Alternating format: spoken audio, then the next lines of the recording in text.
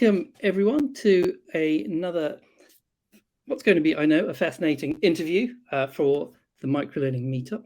I am delighted to welcome Michael Ioffe from Arist. Michael, tell me, what's Arist's story? How did you get involved? Where does the name even come from? Yeah, sure thing. Well, first off, thank you so much for having me on. Really excited to be here. Arist is short for Aristotle. So for us, we were deeply inspired by Aristotle as we were sort of brainstorming that idea for Arist. And the need for Arist really started a few years ago when I was delivering learning in war zones. So for us, prior to starting Arist, I ran an organization called Tile.org, which today is one of the world's largest entrepreneurship education nonprofits. Tile today has over 500 locations in 50 countries. And one of the challenges that we were running into is that we had a number of locations in conflict zones, specifically in the Yemeni conflict zone, where we were hosting these free live conversations on entrepreneurship, and these live events that we were hosting were incredibly successful. But the challenge that we were running into is that the students that we were working with wanted more educational resources, and their educational system had been defunct for in many cases over a few years, right? And so we sort of became obsessed with this question of how do you deliver learning in a place where students have no access to a robust local education system, no access to laptops, no access to the internet in most cases. And we started realizing that the most common tool that everybody had access to was text message and WhatsApp.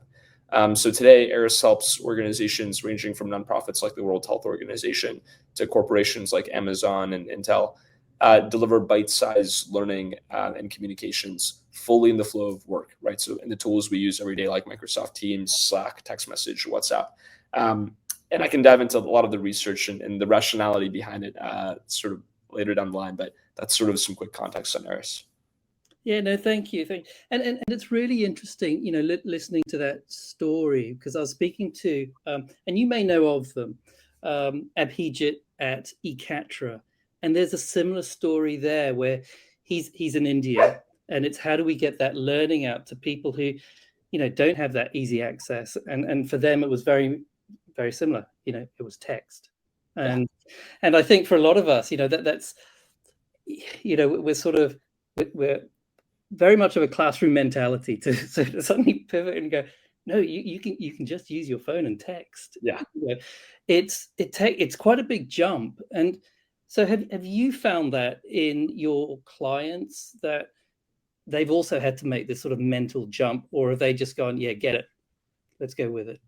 Yeah, I think it's definitely a jump, but I think a lot of it depends on how it's logically presented, right? So what I mean by that is when you step back and look at learning today, right? Most corporate learning experiences have three consistent challenges, right? One is that people don't show up, right? If you're hosting an in-person session or a virtual instructor-led session, or if you're delivering a SCORM file, right? Adoption rates are very low because people are busy, right? People just don't have time to learn, right? If you are listening to this session, the fact that you took 30 minutes to listen to something is a rarity, right? So the first one piece is sort of adoption, right? And adoption is challenged because people are really busy and don't have time to go to another platform, right? On average, it takes 7 clicks to get to the right content in an LMS. It's crazy, right? So what we find is that from there, even if people adopt learning, most learning experiences are one-time experiences. And we know from research that learning is not effective if it's a one-time experience. People forget everything. If you are listening to this session, you will likely forget 90% of what we talk about immediately after, right? Or at least a week or two after. And then what we also know is that, from a behavior change point of view, behavior change is not a one-time event, right? Behavior change does not happen over the course of an hour. Behavior change happens over the course of weeks and months and requires lots of nudges to action. And what we also know is that behavior change is most effective when people are being met where they are, right? And so all we're doing, I think one of the things that we're very mindful about Arist is we are not a micro-learning platform, right? We are not a platform for learning the flow of work. We're a platform for delivering highly effective, high-impact learning experiences. And we just find that the research tells us that the best way to drive very high adoption is to meet people on tools they already use. The best way to drive long-term retention is to space learning out over time in bite-sized chunks. And the best way to drive real behavior change is to deliver nudges over time that actually push people to action and bridge the intention to action gap. We have a pretty in-depth white paper on our website that dives into a lot of the research behind this. But for us, once it's presented that way, text message learning doesn't sound so crazy, right? Because all you're doing is taking all of the research about what makes an effective learning experience and churning it into sort of a new content medium that is a lot more accessible and a lot more effective. We hear the term sort of in the flow of work, learning in the flow of work. A lot, right? And I've pondered on this a lot. Is that really possible, in a sense, or is it just a great phrase? We all know who's come up with it. Is it just a great phrase that captures sort of an idea?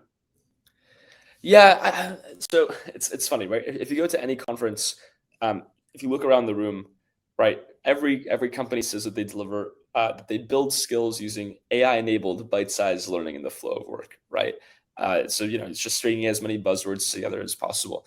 And unfortunately, most of those terms are pretty empty phrases, right? I've seen micro-learning, that's a 30-minute video, right? I've seen learning in the flow of work, that's a link taking somebody out to another platform. I think that's the case for most micro-learning and learning in the flow of work today, right? And for anybody listening, if you have a platform that's sending you out to a third-party site, that is not learning in the flow of work. That is a link, right? And so we find that these terms have sort of have gotten sort of bastardized, right? They're not really, they don't really mean what they're intended to mean. For us, when we think about learning in the flow of work, the way that we define it is really two things, right?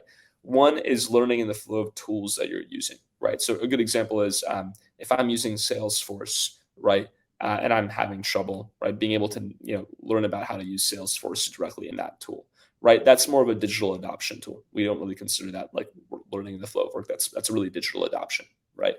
And then on the flip side, you have learning in the flow of work in the sense of learning in the flow of the communication platforms you use every single day, right? If you are an employee at any company, you are really only doing two things. You are either communicating with your peers and team members or reflecting on your own, right? And that happens in tools like Slack and Microsoft Teams or email, or you are doing work in some sort of an application, right? Like Salesforce or like Google Docs or Microsoft, et cetera.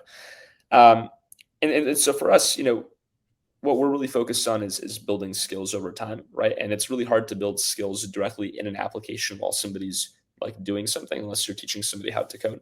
And so what we really focus on is delivering skill building experiences directly in Microsoft Teams and Slack. And the really critical component is for it to be genuine learning in the flow of work, two things have to be true. One, it can't take more than 10 minutes a day, right? If somebody's spending 30 minutes watching a video in Slack or Teams, that's not learning the flow of work. They're just watching a video, right? Two, it has to be hyper contextual to what an employee is doing, right? And employees cannot leave the Microsoft Teams or Slack or text message for that experience to happen, right? So for learning in the flow of work to be true, it has to be both fully in the flow of work, right? In the flow of the tool that somebody's using, like a Slack or Teams. And it has to be bite-sized and hyper-contextual. That's sort of how we define in the flow of work. Okay.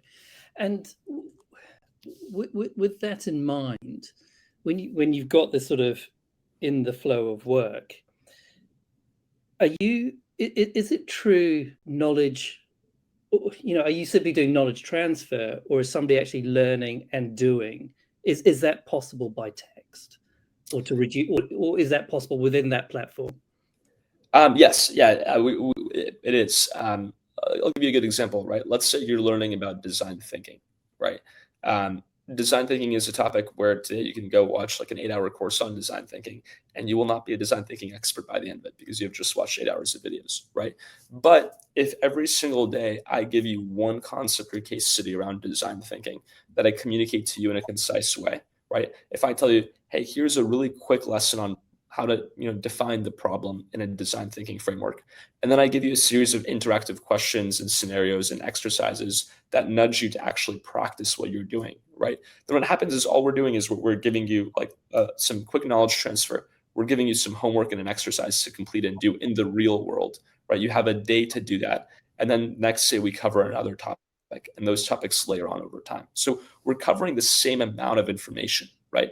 We're just being very concise, and instead of you watching an hour-long video and then doing a few quizzes at the end, we're just breaking down the cycle into smaller bites, right? So I think for us, people are always skeptical of like, well, how much can you actually teach via text message? And for us, that we ask is, well, how much are you actually retaining from an hour-long video, right?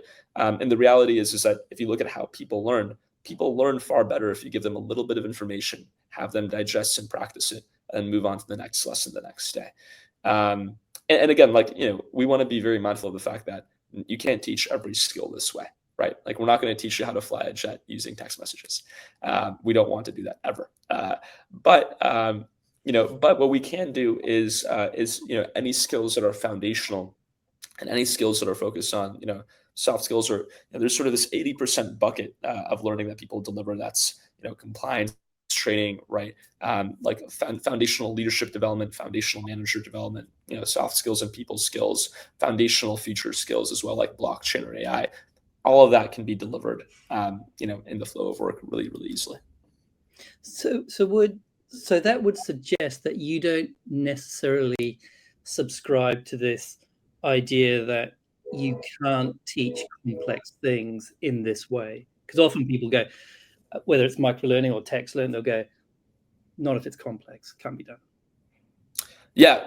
We fully believe that you can teach very complex subjects this way, and the reason we feel that way is because we've seen it happen with our corporate clients, right? Again, if you try to teach somebody data science, right, and you throw them directly into a 30-hour-long Coursera video, the odds of them actually completing that and understanding data science are very, very slim. There's a reason why most long-form courses have very low adoption and engagement rates, right? But if I slowly build your knowledge over time and get you comfortable with something, right, we can the complexity of topic, like what we find really interesting is really complex topics are just a lot of less complex topics that are aggregated over time, right? Even like really complex things like neuroscience, we've seen taught by Arist well. Obviously up to a certain limit, right? Like, for hands-on experiences, you still have to, like, we're not going to cover the hands-on part of it, but the foundational aspects of complex topics we can easily cover in an experience like this. Yeah, and that would be my sense as well, is that actually, in order to do what you're doing, in some ways, you're having to be actually very clever, very mindful about making decisions all the time. Yeah. In terms of actually how you start to structure, rather than just making it, sort of assumptions that, the only way we can do this is to do a 3-day course. Right. Well, I mean, if you think about a topic like AI, right?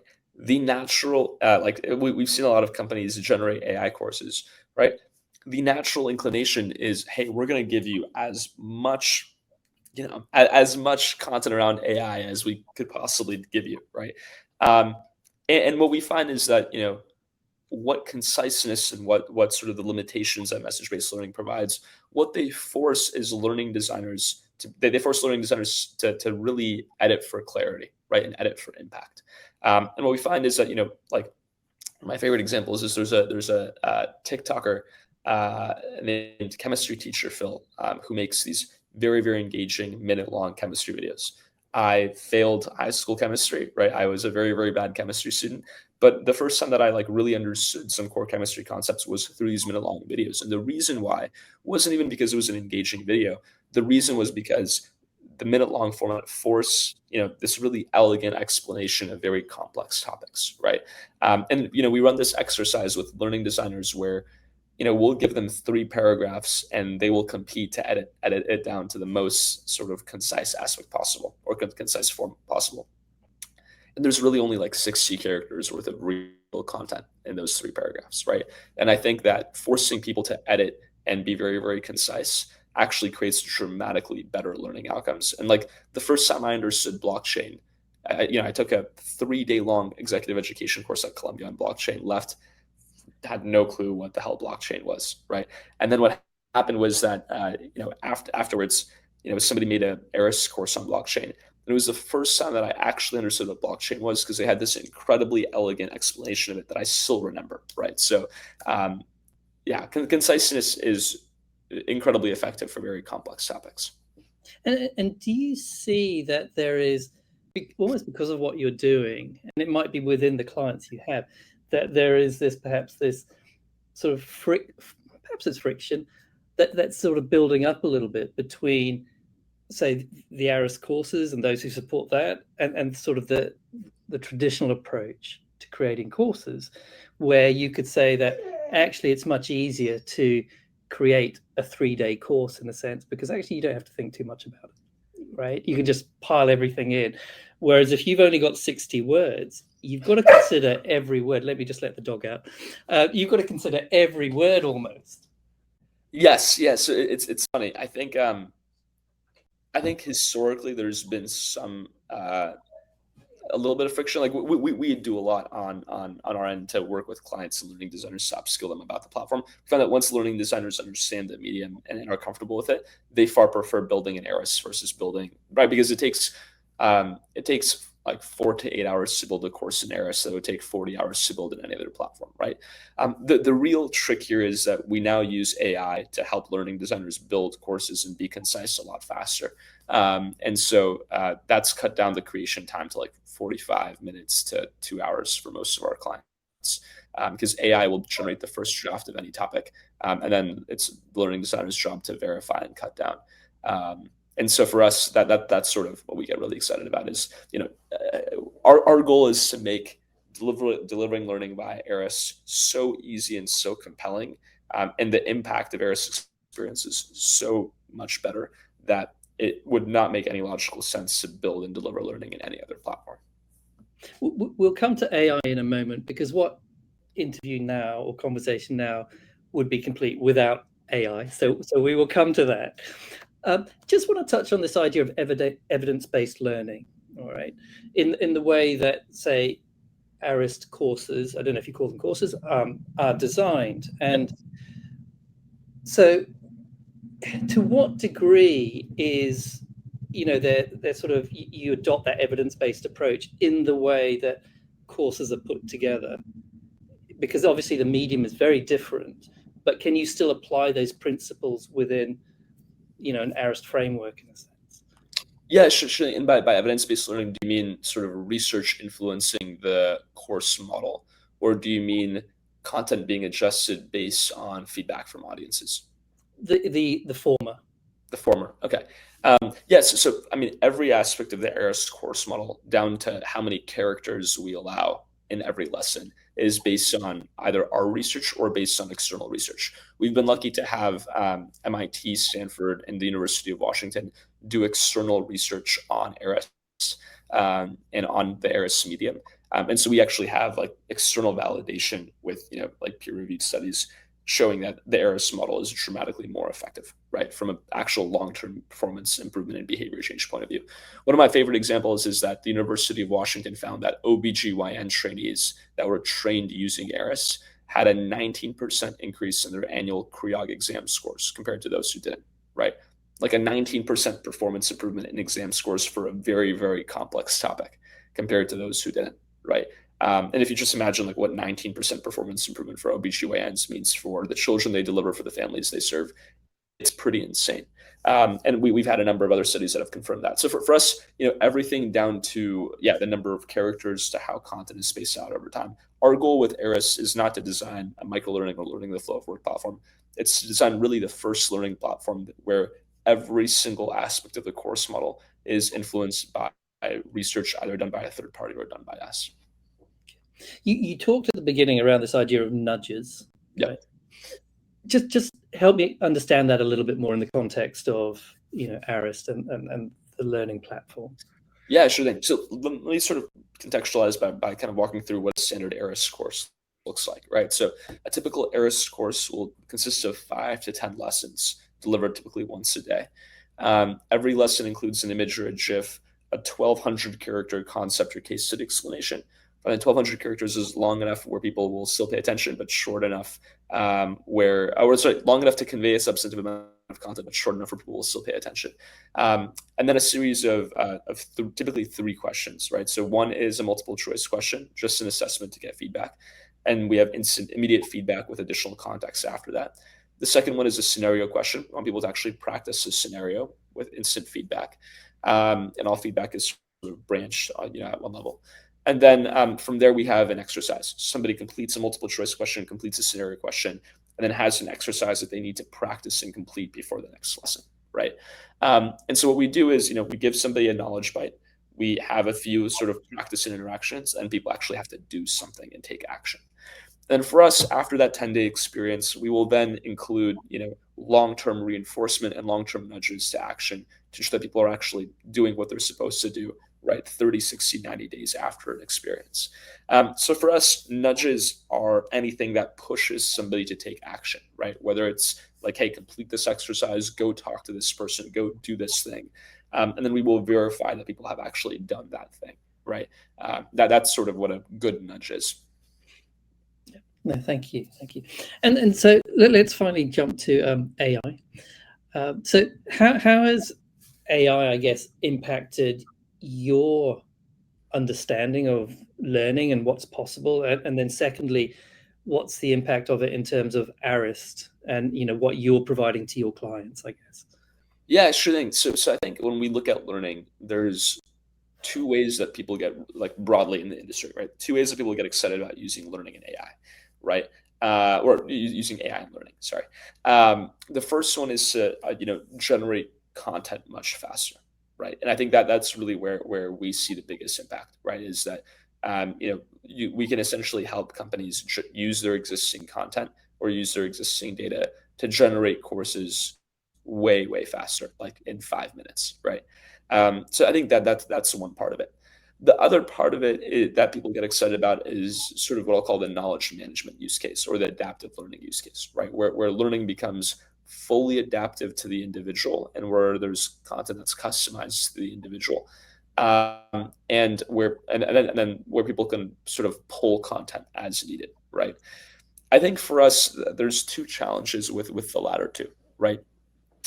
AI hallucinates, right? And AI will continue to hallucinate, right? I think we will not get to the point where like AI is perfect for a while. And so we believe that learning designers will always be needed, to edit and to verify accuracy of content, right? And so our core concern with a lot of like chatbot style experiences is that it removes the ability for the L&D team to verify the quality and accuracy of the content that's happening.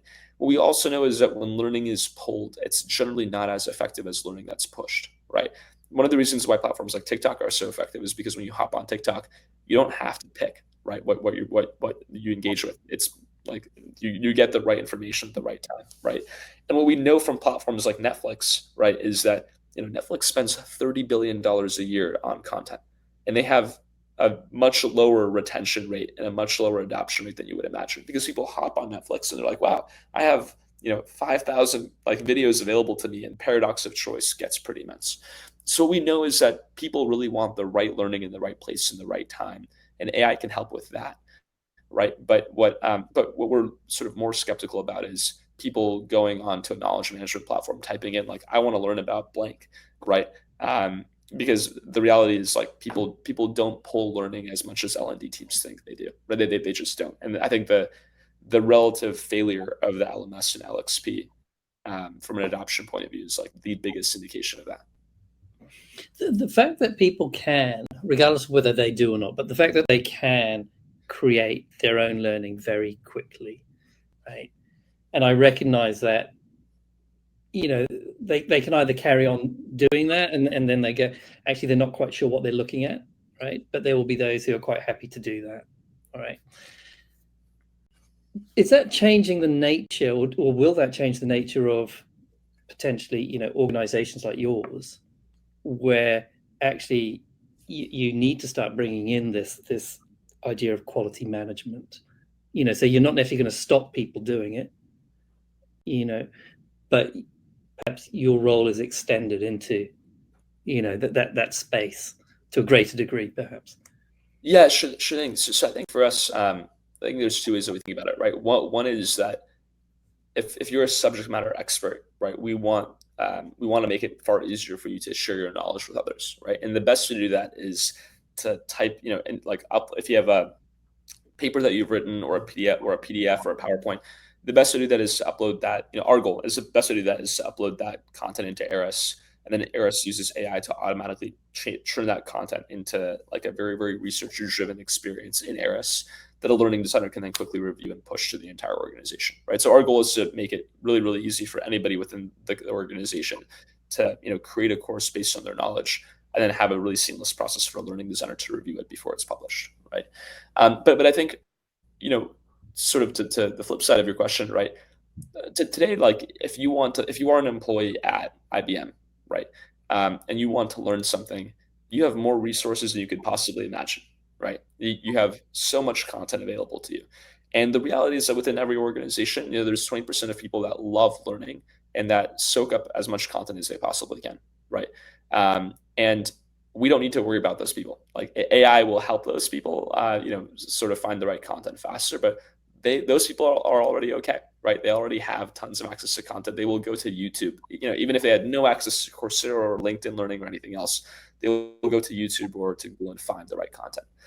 The people that we really have to worry about, right, are the 80% of people that don't engage in learning content, either because they don't have time or because they don't know what they need, right? What's interesting is when we surveyed L&D professionals, only 10% had been in their LMS in the last 2 weeks, right? And so there's a bit of irony of like learning leaders saying like, hey, we have all this content, and then not actually using it, because learning leaders fall into the same exact boat, right? Most learning leaders are busy people who in many cases may actually not have the time to reflect and understand what they themselves need, right? As is the case for all of us, right? And so I think that's the real opportunity for AI, right? Is pushing the right learning in the right place in the right time, and not asking people, hey, what do you need? But using data within the business to say, hey, as a manager, I know that you are going into performance review season, and you may be worried about your ability to deliver effective performance reviews. I'm going to surface a DEI for performance reviews course to you in Teams so that you are prepped to deliver very inclusive performance reviews without you having to do anything, right? That's the real future of learning from our point of view. Interesting. And in terms of Arist, where do you see the challenges maybe coming? Maybe you don't see any challenges coming to your business. Maybe you do. Yep. Main challenges are really in terms of helping learning leaders that are really used to delivering learning via video or via SCORM files or via in-person learning, helping them see the light, if you will, right? Right. I think for us, to be completely candid, right, one of the most challenging aspects of our work is presenting a bunch of research and data proving that this is very, very effective, and then running into situations where learning leaders are like, well, our employees love receiving learning via video. And the funny thing is that in most cases, we've actually already interviewed a lot of their employees, and we know that their employees don't love that, right? But they are, like, I think there's always inertia to change, right? And moving to a new learning medium is difficult, right? I think we on our end, like, every day acknowledge that, like, the learning leaders that use Arist and the learning leaders that are moving to sort of more research-driven mediums, what they're doing is very hard, right? It is very, very difficult. Change management within large organizations is extremely difficult, and one of our core focus areas is helping however we can, right? So we acknowledge that it's an incredibly difficult task, but I think for us, the biggest challenge for us is helping drive that change management for learning leaders and for the organizations that they serve as well.